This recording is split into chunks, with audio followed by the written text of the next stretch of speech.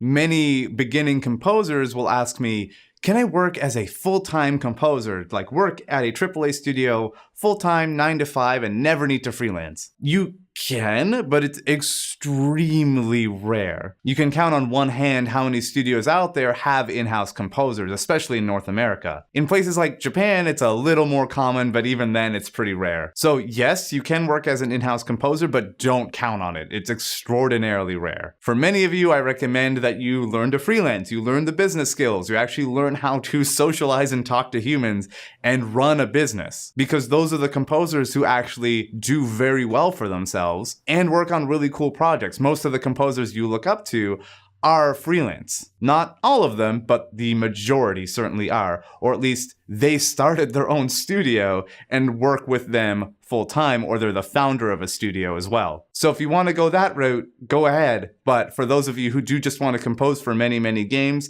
I recommend freelancing and starting a business and learning those skills. It's scary for most creatives, but it's not as hard as you think. You do need to constantly be learning and constantly learn how to level up your skills in the social, business, and finance games though. And if you don't, you'll be the sort of person who's a really great composer who gets no work, which is extremely common. So to avoid that, make sure you're learning every skill you possibly can on top of music. So if you enjoyed that game audio FAQ, please make sure to subscribe and click the little bell so you get notified, literally what every other YouTuber on the planet tells you to do. And also sign up for my newsletter where I give you access to 2 free courses that'll teach you how to work, negotiate, network, and get paid in the game industry.